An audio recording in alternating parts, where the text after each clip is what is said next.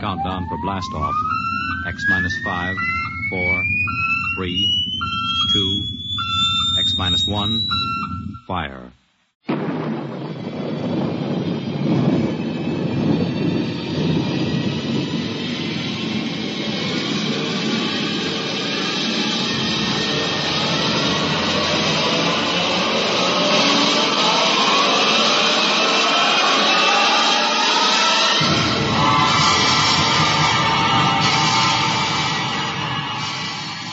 From the far horizons of the unknown come transcribed tales of new dimensions in time and space. These are stories of the future, adventures in which you'll live in 1,000,000 could-be years on 1,000 maybe worlds. The National Broadcasting Company, in cooperation with Street and Smith, publishers of astounding science fiction, presents X minus 1.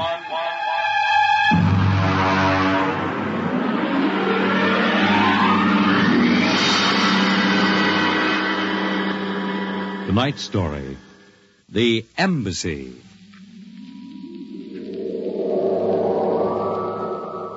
Out of the infinitude of stars and planets in the solar system and other systems in the universe, it is almost mathematically certain that other forms of life exist on other worlds. Someday, in the future, in 1,000 years, or in the next 25 minutes, daring travelers through space will make contact with the inhabitants of another world. But the question is, will we contact them first, or will they contact us? A private detective agency in downtown New York. Mr. Graffius, Mr. Frederik will see you. Well, what can I do for you? My name is Graffius of Springfield. I would like your assistance in helping me locate a Martian embassy. Would you say that again very slowly? I came to New York to locate the Martian embassy. I assume you were joking. On the contrary, I am completely serious. As it happens, I am interested only in Martians at the moment. I see. Okay, shoot.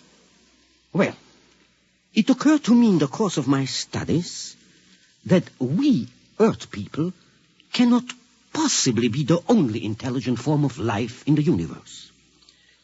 Since Mars is older geologically, and since it is also an atmospheric planet, its evolutionary history could easily be similar to ours. Do you follow me? Well, so far I can't say no.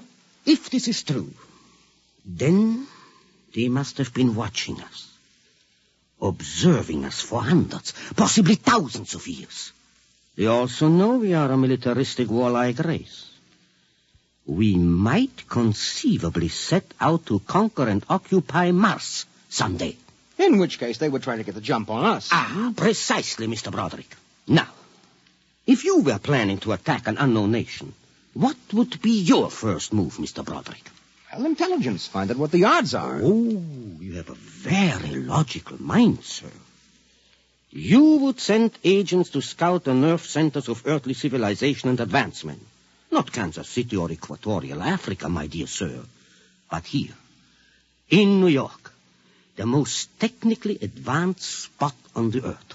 And you want me to help you prove this theory of yours? Precisely. The expense doesn't interest me. Well, now, this may take a long, long time, Mr. Graffius. After all, nobody has ever seen the Martian. I assure you they will be very ordinary-appearing people. Mm-hmm. Very likely they live together in downtown New York. Most certainly they live in a private house with no servants to pry in their affairs. Oh, some ordinary people who live in a private house in downtown New York. How much is there a look of Martians in the classified section of the phone book? There's one other lead which might help you. What's that? They would be almost certain to subscribe to every conceivable type of newspaper, scientific journal, and foreign language publication. Well, now, that might be something. Okay, Mr. Graffius, it's a deal. Excellent. I shall contact you tomorrow.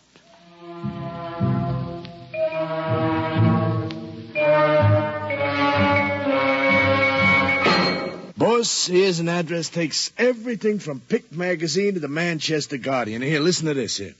Pick, Look, Scientific America, the Daily News, Daily Worker, the Police Gazette, Journal of Engineering, a Scientific Quarterly, American Psychiatric Journal. Let me see that. Yeah. Oh, Doolin. Sometimes I wonder, what is the address on this? Well, it's 9 West 124th Street. Which happens to be the Harlem branch of the New York Public Library. Oh. Now listen, Noodlebrain, what we're looking for is a private house. Oh, boss, what is the sense of all this? You know there ain't no Martian embassy in New York. This crackpot is paying us $100 a day, and we got to keep him happy. Do you understand? Yeah. Also, I have a hunch that Mr. Graffius is not looking for any Martian embassies. He is looking for something quite different. So we are going to find it for him.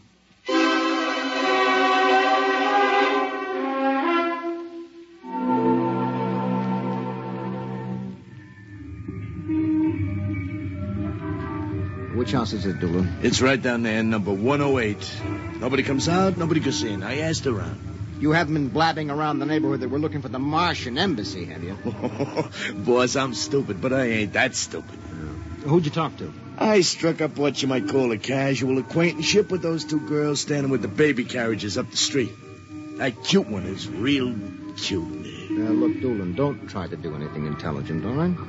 Just keep walking up and down, see? Check. I'm going back to the office to meet Graffius. I'll see you later, boss.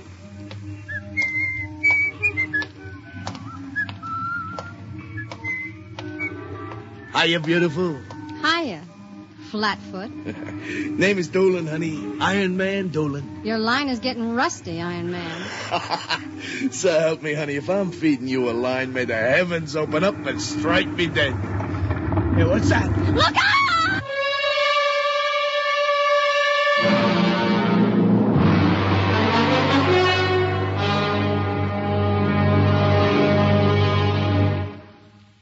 I'm sorry to have kept you waiting, Mr. Graffius. Thank you. But I've had Doolin casing our first lead for a week now. It's a house down in Greenwich Village, privately rented, number 108 Conklin Street. Nobody seems to know anything about who lives there, except that they subscribe to every paper and scientific journal put out. Also, there's a radio antenna on the roof. Oh, you don't suppose your Mr. Doolin will try to get inside the house? If this place is the Martian embassy... No, don't worry. Doolin can take care of himself. I'll stop him now. Excuse me. Hello. Yeah, speaking. Doolin? Yeah, he works for me.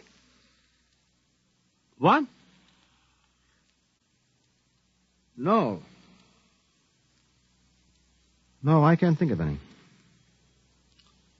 Yeah, sure. Okay, I'll be right down. Okay, Lieutenant, yeah. Yeah, right away. Something the matter? Doolin is dead, Mr. Graffius. All right, come on, we get a cab. I have to identify the body.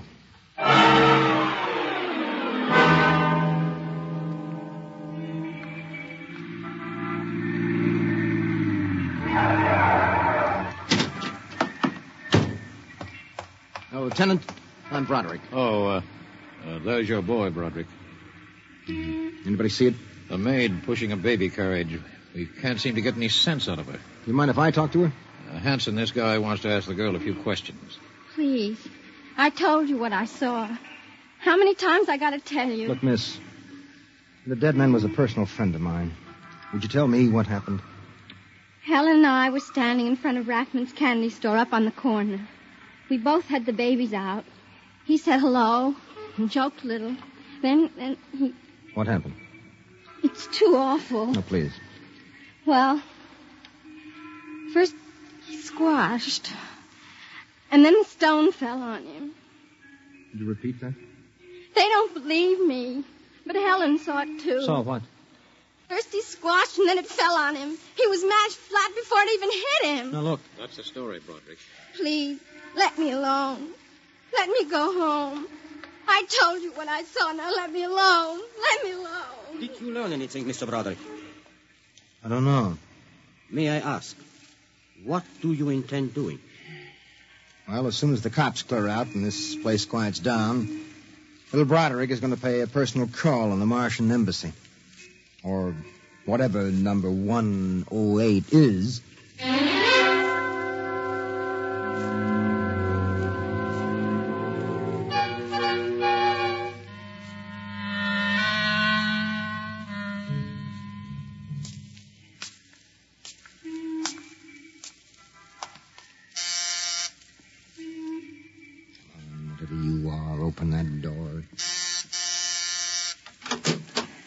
Yes? Oh. Well, young man. Oh, excuse me, ma'am. Is the lady of the house at home? I'm the lady of the house. Oh, well, my name is Bradbury. I represent the Manhattan Child Adoption Center. We're soliciting funds and clothing for stranded and unadopted children. I Won't wanted you to... come inside? Well, we don't. Usually Oh, nonsense. I'm old enough to be your grandmother. Besides, my son Lauren is working at home. Your son? Oh, he's a bibliographer. He writes summaries of articles and books from scientific journals and publications for libraries and universities. Oh, I see. Sit down, Mr. Broderick. Let me pour you a cup of tea. Oh, well, thank you. Well, you know, I'm not much of a tea drinker, but it seems to have a strange taste. Oh, it's my own recipe. Uh-huh. Well, I think that I'd better be running along but now. You haven't finished your tea, Mr. Broderick. No, really. I feel a little funny. I'll call Lauren. No. It's all right, I'm leaving. I just feel kind of dizzy. I'm sure Lauren would like to hear about the adoption center. I'll call him. No, don't but I must. Besides, you aren't well. Tea. Lauren! I've got to get out. Lauren, hurry! Look out. You get out of my way. No. You must stay. Yes, Mother. You drugged my tea. You let go of my arm. Lauren! Let go! No! Oh! I've got to get out. The front door. Open. What happened? The other one, that Broderick, he was here. I drugged his tea. He got away? He was suspicious. Fool! Idiot! Go after him. Risk another murder on our doorstep. Are you insane? But he suspects. Well, we'll have to take our chances.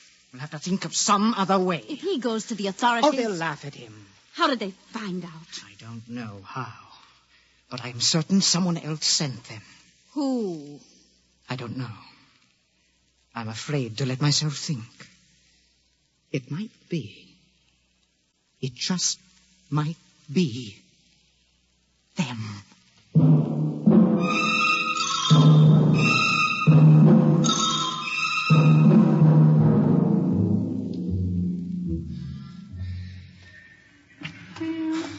I've got to get help. Oh. Look out!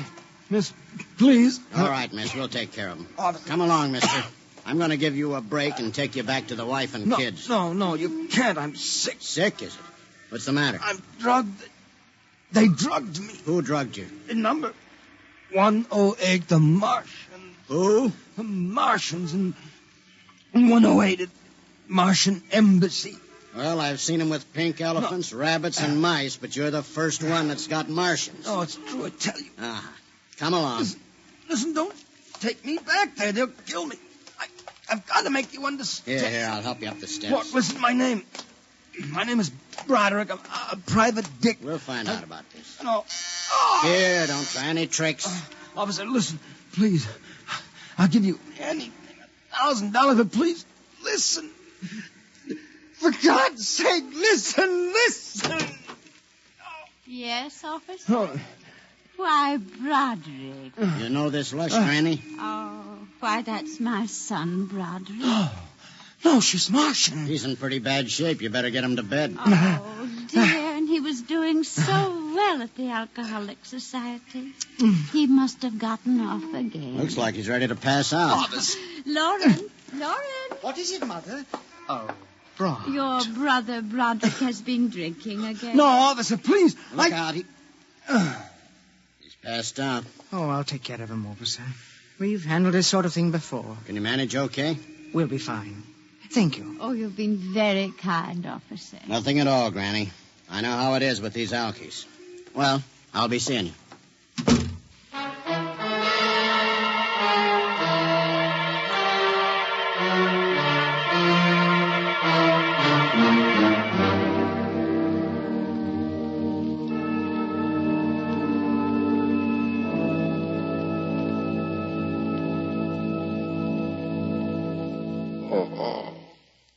Martian Embassy. Martian. Oh, my head. Our Mr. Broderick is regaining consciousness, Mother. What happened? can't get up. Oh. Do not struggle, Mr. Broderick. It will be impossible for you to rise from that chair. The pressure from this ray will keep you there. Ray? Who are you? Well, you've already guessed, Mr. Broderick. You mean this really is the Martian embassy? Yes. Yes, you have the honor to be the first prisoner of the Imperial Government of Mars. First prisoner? Yes. After the invasion, of course, you will all be our prisoners. What sort of nonsense is this? No nonsense, Mr. Broderick. As your people will soon find out. Our preparations for invasion are nearly completed now. As soon as we give the signal, our armed forces will launch a surprise attack. And then the Earth will be ours. Crazy. Oh, not half as mad as you, Mr. Broderick, to come muddling so foolishly into our affairs. It was a mistake, Mr. Broderick. A fatal mistake. So Doolan's death was no accident, then, huh? Oh, assuredly not. We found it necessary to use a pressure ray on your friend. The block of concrete was an afterthought. We thought it might help to divert suspicion. All right. So what happens now?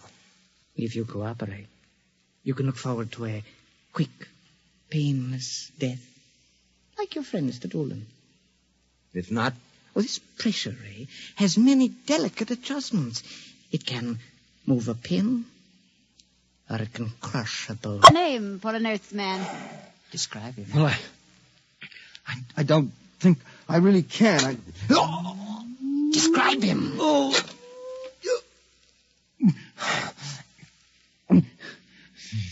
He's tall. The big forehead. It's about 60. Wears thick glasses. He's bald. Lauren, it sounds like one of them. Yes. Yes, it does. Contact the planet. Tell them we suspect that our plans are known. Ask for an acceleration of the invasion day. At once. What about me? Oh, I am sorry, Mr. Broderick. But I'm afraid you know too much now. In exactly 5 seconds, you will feel the full impact of the ray which faces you. I would suggest that you relax and meet your fate calmly. Oh, no, wait a minute. You will feel no pain, just a wall of force crushing you. Yes, but listen. 5. But you can't do this. 4. It isn't human. Yes, I know we're not human. 3. Yes, but do you understand? 2. No. 1. Mother in heaven. Now. Lauren! It didn't work. Something has happened. The magnetic field is dead. Stand back from the pressure ray, please. It will not function anyway. I have decontrolled your field. Lauren! Lauren, it's one of them. They've found us. Did you think we wouldn't? You are free to move now, Mr. Brown. Look, I don't know how you got in here, Graffius, but stick around. These babies are really Martians, just like you said. They're planning to invade the Earth and take over. There will be no invasion. All right, you keep these characters covered. I'll get the police. There will be no need for the police. I intend to handle them myself. But, Graffius, the police will want Do not call the police. I don't get it. You fool of an Earthling. Don't you realize with whom you are dealing? The invasion of Earth by Mars will be like child's play compared with what... Lauren! Oh! Holy mackerel. They just flattened out. Yeah, like your friend, Mr. Doolin. Oh, I detest the use of violence where the intellect can rule. But unfortunately, the Martians are a threat to us and must be destroyed so that we can proceed with our own plans. What plans? Naturally, you wouldn't comprehend. Wait a minute. There are some things here that I do understand. A second ago, that pressure ray didn't work. Now you're using it like it was a toy. How did you get in here, anyway? Who are you? Another one of these Martians? No, Mr. Broderick. I happen to be a Venusian. A what? A representative of the planet of Venus. You're crazy. Not at all. Martian invasion would be like child's play compared to ours. The Martians would simply have conquered and enslaved your people. We Venusians intend to exterminate you completely. And I suppose that you were going to start by knocking me off now, On the contrary, you are free to leave any time you please. Leave? Yes? Are you kidding? I know your plans, the invasion. I could go... Tell the police? Go ahead. Huh? Why don't you try it, Broderick? Because the minute I turn my back, you're going to let me have it. Suppose you try it and see. I have no interest in stopping you. Go ahead. Run to the police. Tell them anything you like. All right, Buster, you asked for this.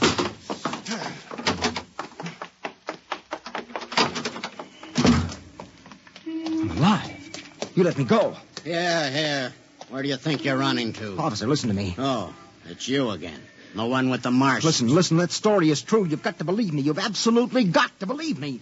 They're inside that house, inside number 108. He killed them. Who killed him? Graphius, the leader of the Venusian invasion. Venusian invasion. Look, they're going to take over the Earth. Listen to me. Go in that house. Martians, now Venusians. Okay, brother, I've heard enough. Your Betty is a bedbug. Come along. Please, where are you taking me? Bellevue Psychiatric Ward, my friend. Come on. No, but you... Come along. You don't understand. Why are you such a fool? Let go of me. There's going to be an invasion. The Venusians are going to invade us. Why don't you listen to me? Why don't you listen?